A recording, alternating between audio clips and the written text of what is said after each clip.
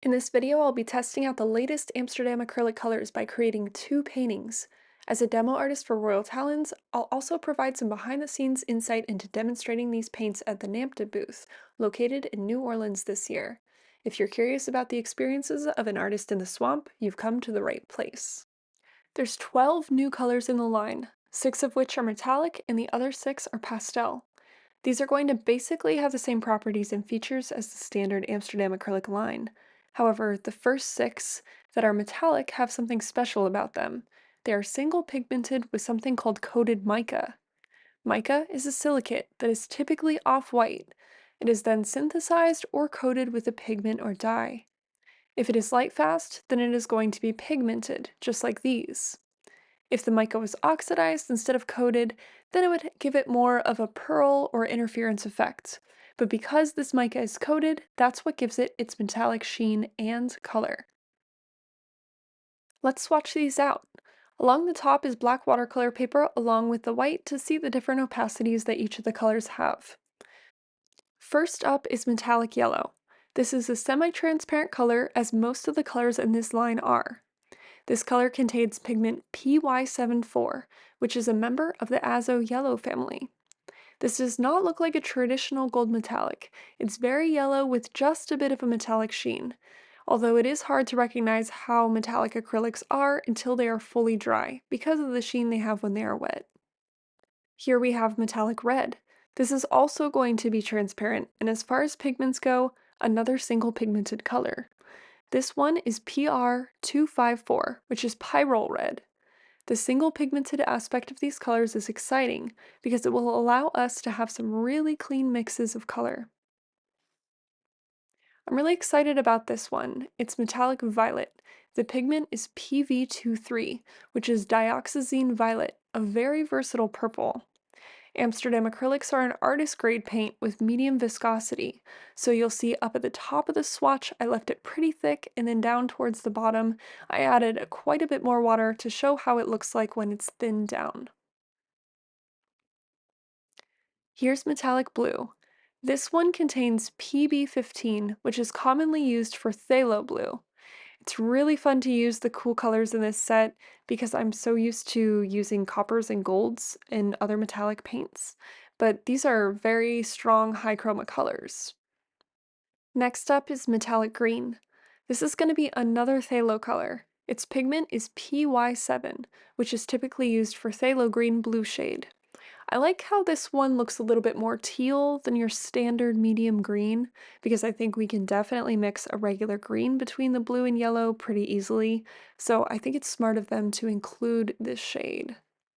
And last but not least, we have my favorite color of the new selection, which is going to be metallic black. Unlike the other 5 colors, this is going to be opaque and contains PBK7, which is known under a couple different names, carbon black or lamp black. And as you can see, we have still quite a bit of reflection coming off of these colors, so we're going to have to wait for them to fully dry before we can get a final look at these metallics. I also wanted to include a color mixing chart in my journal to play around with how these colors interact and also show you guys all the different opportunities that you're going to have to mix your own metallic colors. Because all of these are single pigmented colors, we're going to get really clean mixes. Normally, to get this type of rainbow metallic color, I would use either a white pearl or gold or silver to mix in with a standard color acrylic just to give it that metallic appearance. But because these have basically just the single pigmented coated mica color, it's going to be a lot cleaner of that metallic shade. So for the top half of this chart, I went with a thicker mixture of paint, and for the lower half, I used more water to dilute the color. That way you can see a full spectrum of the strong to subtle metallic and possible color mixes. While we let that dry up, I wanted to attempt to do a smaller painting with only these metallic colors. I probably will use this line as an addition to my current paints and not use them on their own, but you certainly could. As soon as I started working with these, I noticed that they definitely have that transparent quality except for the black. So you may have to do a couple layers just to get a strong, thick area of that color, especially if you paint in thinner layers like I do. If you like to paint thickly, then it'll probably take less effort to build the color in that area up.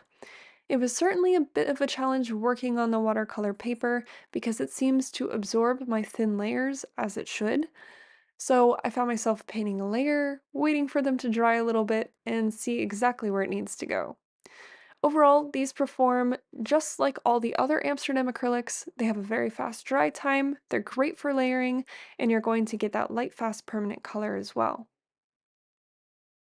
And being the mixed media fiend that I am, I just felt like the painting needed something, so I added a bit of micron to the edges.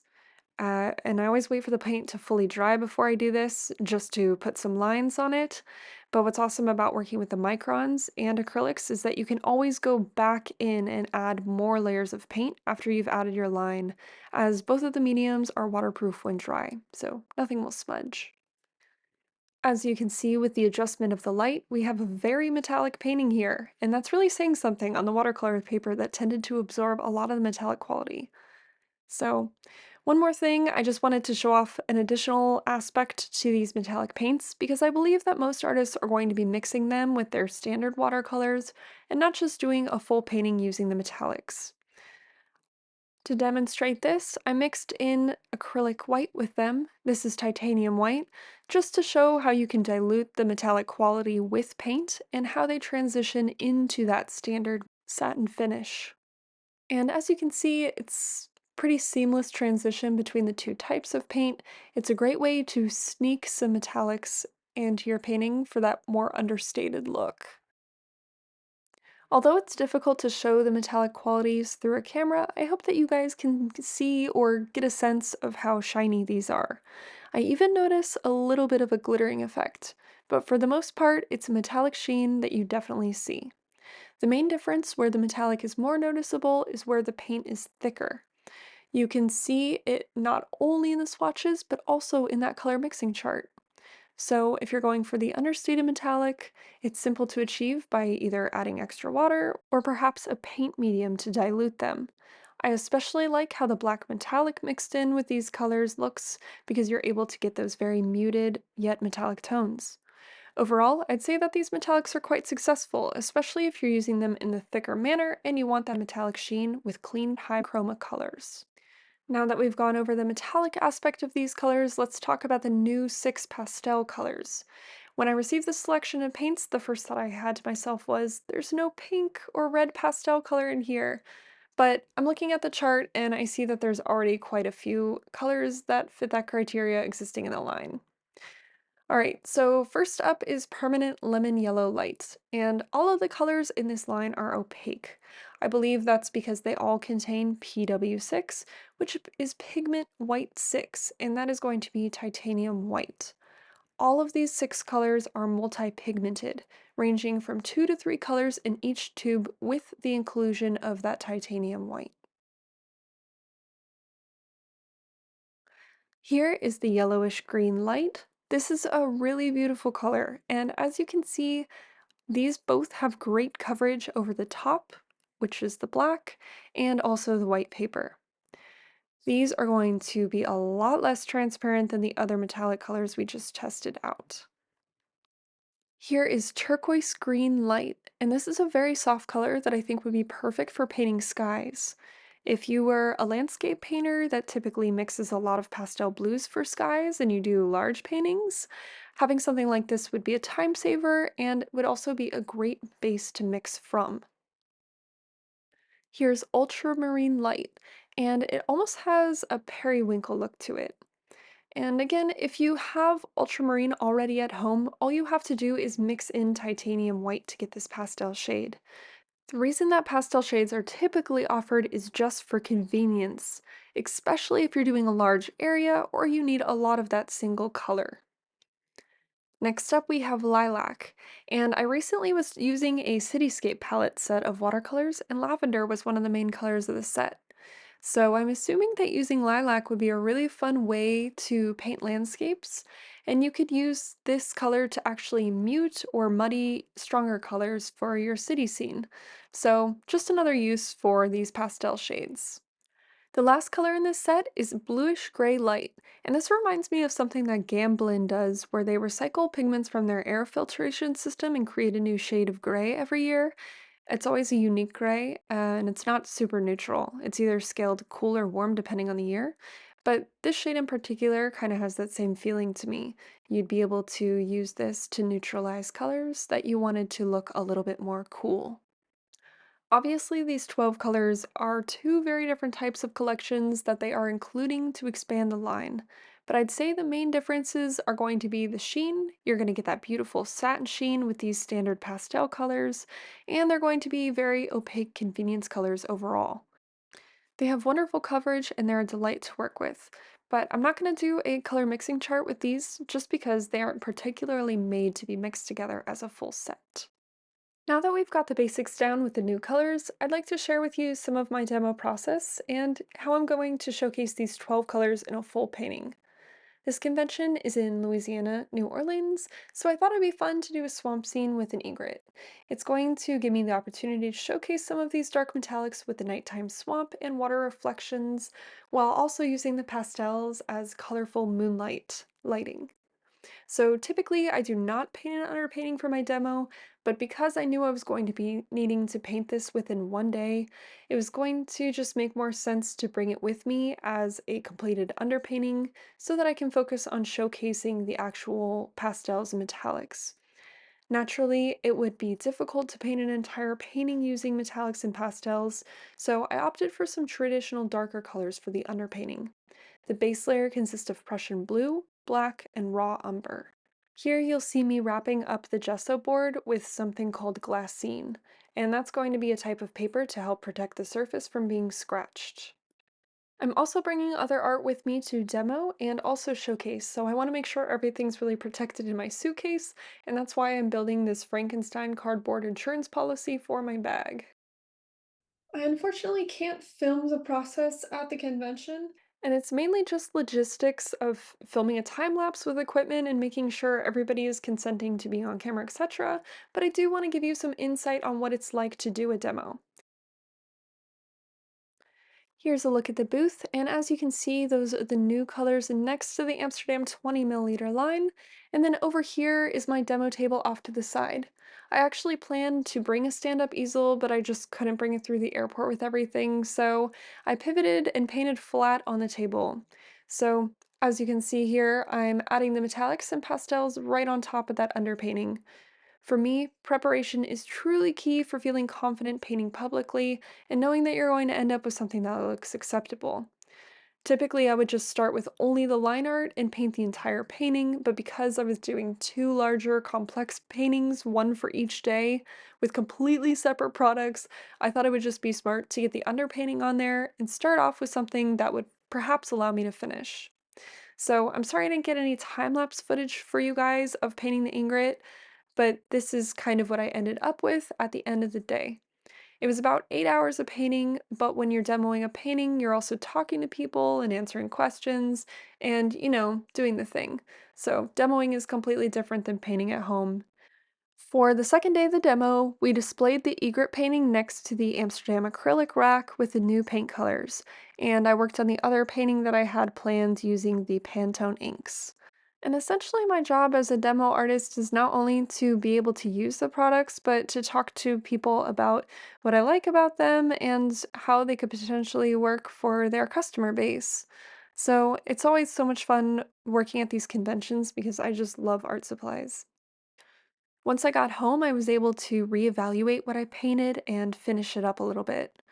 There were some areas that I just wasn't able to finish that first day. So I put out all the pastel colors and also the metallic blue and black. I used some glazing liquid to push some things back as well.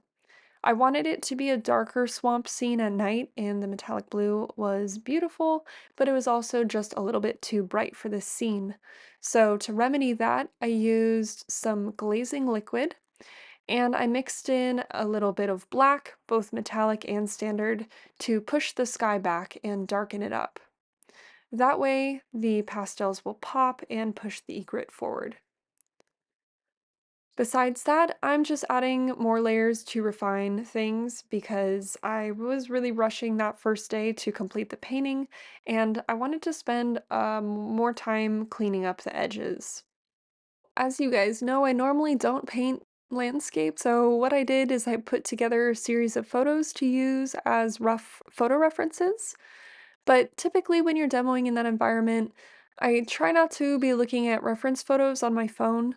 It just seems rude to me. I'm not sure if that's understandable or not, but typically I'll just paint from what I remember, and I'll glance at the photo reference rarely every once in a while if I get stuck on something. But when I'm painting for my studio, I rely pretty heavily on photo references. So typically my demo paintings will turn out much looser than what I've painted at home. And normally I'll just leave demo paintings unfinished, or I'll choose subject matter that doesn't necessarily require photo references. I've done lots of demo paintings that kind of have no background, and that way it will pretty much ensure that I can finish them in one sitting. And honestly, if it was not for just having such a great time there, I probably would leave it unfinished. However, I was compelled to spend more time with this painting and do this egret justice by finishing him up. So here I am putting on some more layers of this Amsterdam acrylic, and I just want to show you guys a couple close-ups of the painting so that you can get an idea for how this paint looks pretty thick on this smooth surface as well. I think you can also see the metallics if the camera is at a little bit more of an angle. And although egrets and swamps are not normally what I like to paint at all, I'm really happy that this is the subject matter I decided to choose because I flew into New Orleans a day early and went on a really cool swamp tour, and we actually saw an egret and also alligators and raccoons. So I'll include a short little clip at the end of some raccoons for you guys because they're adorable, and I'll probably be painting some in the immediate future. This is just one way to use the Amsterdam acrylics. I'm also going to share with you another way, which is to have them be an embellishment as the final step for a mixed media illustration. Luckily for the second day, I was able to demo a product that I absolutely love and am very familiar with. For this day, I'm using the Pantone inks. Royal Talens asked me to bring a already completed painting using the Pantone inks just to show off what it would look like. So I opted to bring this one, which is a Chinese New Year painting. So for this demo, I actually painted on aqua board, and you can see the gray on the board is the frisket. So that's what my preparation for the piece looked like. We put the egret on display. You could see the Chinese New Year painting there, and here's a close-up of my table. So for the second day, we actually moved the location of the demo table, which I think worked out really nicely. And I took a little bit of video footage of the different steps throughout the day, but overall I didn't get quite as much done on this one as I wanted to. Normally when working with these really thin inks, I like to do lots of thin layers to build up my color, and although I got a really good base layer down, the plan that I had for this painting was much more intricate, so I knew I was definitely going to finish this one when I got home. And earlier, when I was talking about not necessarily needing photo references, this would be a perfect example. I'm not going to go too in depth about how I'm using the inks because I'm essentially just finishing up the base layer of the Pantone inks so that I can show you an alternative way to use these Amsterdam acrylics in your mixed media art. So I'll just briefly discuss what I'm doing here. And essentially I'm mixing the inks together and also adding water to create my own custom colors. These inks mix wonderfully and they're very transparent, so I do a lot of layering with them. These are a pigment-based ink and they're also light fast. And I chose to paint on aqua board for this because I love aquaboard, but also because it's wonderful to take for demoing when you travel because of that sturdiness of the masonite panel as opposed to being paper that could potentially be damaged in traveling. Another reason I chose aquaboard is because if you scrub on the aquaboard, you're able to lift up a little bit of color. That is not an option on paper with these inks because of how waterproof they dry and absorb into the paper. But with the aquaboard, they actually sit on the top a little bit. So the only way you can get a lighter color is either by lifting or by mixing it with a more opaque medium because these colors are so transparent, such as white acrylic, which you may have seen me doing here. I'm almost done with the Pantone portion of this painting, and then we're going to embellish it using the Amsterdam acrylics.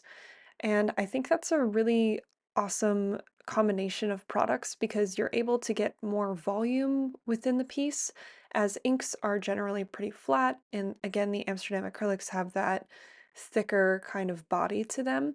So it'll give us a little bit of texture, and also those opaque pastel colors will cover really easily. And the metallics are gonna have a pretty big standout kind of look to them as opposed to on the egret. I'm so glad that NAMTA was in New Orleans this year. It's a traveling convention, like each year it's in a different city, and I've done a couple of them before, but I've never been to New Orleans, and I was excited to go. But before I left, I looked at tons of different references for Mardi Gras masks and, like the flowers and birds and stuff in the area. And you'll see in her hair, I put the blue irises in there, which are really rare and only found in the swamps.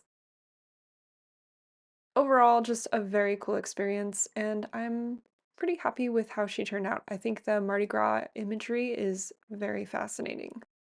All right, so we have her to a point that the Pantone inks are done, and now I'm just putting out a little bit of the pastels and also metallics. I chose these four metallic colors and these three pastel colors, and for the first layer of the metallics, I'm using a lot of water. They're very transparent already, but I'm adding more water because I want a really subtle metallic look on the mask. And then I'm using those colors with each other. Like I mixed a metallic brown to place some thicker detailing on the brown swirls on her mask. Doing just one sheer layer of metallic kind of flattened it out a little bit. So I was able to go back through and add some thicker layers just to solidify where everything was. And my plan for the acrylics was to keep it a little bit thicker as I went through. Because those acrylics are so opaque, they're very easy to place on the panel and cover right over top of whatever's underneath. So you're able to get a very layered, three-dimensional look with that lifted kind of thicker paint sitting on top of the panel. And it will stay as thick as you paint it. So if I wanted to leave those strokes thick, I just wouldn't go back over them with any water and they'll dry with a little bit of that 3D texture. So that's not normally something that I include in my work, but I thought that it would be fun to have some more kind of 3D elements on this painting. You'll see the metallics, if you use them sparingly in just a few places, really stand out against that plain satin finish of the standard acrylic paint and also the Pantone inks. In conclusion, we've fully explored the new Amsterdam acrylic colors by creating two distinct artworks.